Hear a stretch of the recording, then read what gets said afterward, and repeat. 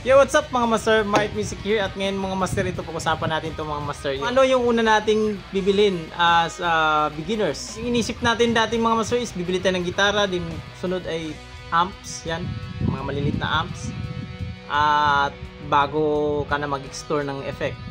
Well, dati yun mga master, dati yun. Yan.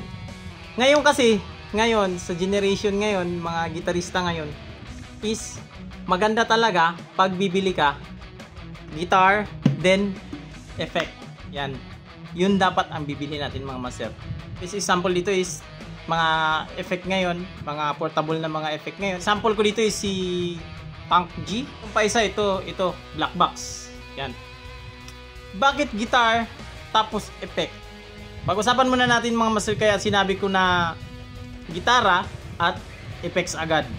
Unlike doon sa gitara at cabs. Yan. Tinatanong lagi kasi sa akin itong mga master. Pag gitara kasi at cabs ang gamitin mo master is limit lang din yung time mo na magpa-practice ka sa bahay.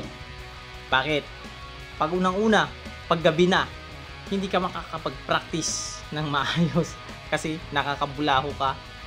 Although maliit lang po yan na cabs is malakas din yan at maingay din yan sa atin bahay. At hindi naman lahat ng member sa bahay natin is mahilig sa music. Doon na agad, limit agad yung time natin. Pangalawa, paggamit mo siya sa mga gig, yun bit-bit ka pa ng cabs, ng gitara, yan. So, mabigat siya. Yan. Bit-bit ng bit-bit yun, hassle. So, yun. Ngayon, pag-usapan naman natin bakit ganito. Gitara at effect agad yung bibilhin. Bakit mga master?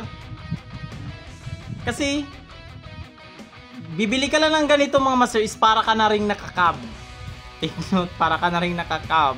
Kasi dahil mga effect ngayon is meron ng IR cab. Gayang-gaya na nila yung mga gusto nating mga cabinet. Marshall, Fender, yan, no? Mizubugi, yan. Meron na yan dito mga master at meron siyang preamp. Yan. Preamp, marami na ring tunog. At ito pa yung maganda, makakapag-gitara ka kahit alas 12 na ng madaling araw. Depende sa'yo. O, kahit magdamagan na hindi ka nakakabulaho. Paano ko nasabi yun mga master? Kasi yung mga effect ngayon mga master is meron na silang headset out. Headset ka lang, hindi ka na makakabulaho. May kasabay ka pa ng backing tracks kasi may built-in Bluetooth din yung mga effect ngayon. Iwan ko lang sa mga ibang effects. Pag nandun kayo sa church, tutugtog kayo. Pag walang amp doon sa church is pwede kang mag-recta sa mix gamit yung kanyang XLR output. Yan. So, ito master, gitara at effects. So kasing mga effects na to master is mahal to dati. Mahal. Ngayon marami ng mga portable na mga effects. Yan.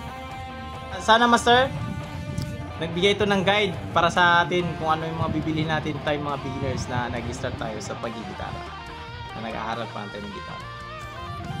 Kasi ang time ng pag-practice is mahalaga po yan mga master.